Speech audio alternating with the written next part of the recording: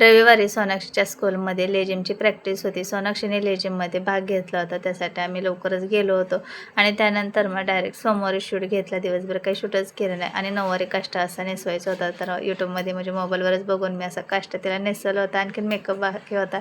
तर final look तिचा असा झाला आणि तिला ज्वेलरी साडी खूप टोचत होती, त्यामुळे थोडी सॅड झाली होती. नंतर मग सरळ तिचं आवरून घेतलं आणि खूप गोड दिसत होती. असा मी काष्टा तिला नेसवला होता. याच्या अगोदर एकदा दोनदा नेसवलं होतं, ते पण मोबाईलमध्ये बघूनच. कार्यक्रमामध्ये भाग घेतल्यावरती डान्स वगैरे असतात त्यावेळेस.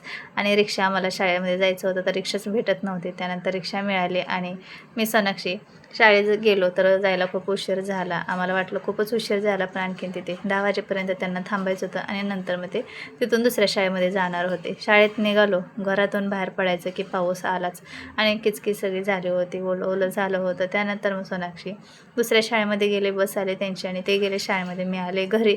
आता घरी आल्यावरती बाकीची सगळी कामं राहिली होती. म्हटलं सगळ्यात अगोदर अन्नासाठी टिफिन बनवून घेते. तर तो म्हटलं मम्मी मला टमॅटोची चटणी बनव म्हणून टिफिनसाठी. म्हटलं ठीक आहे. आणि टमॅटोची चटणी बनवायला जास्त वेळ पण लागत नाही, पटकन होते. तर मस्त अशी टमॅटोची चटणी बनवून घेतली आणि बाकीची कामं राहिली होती.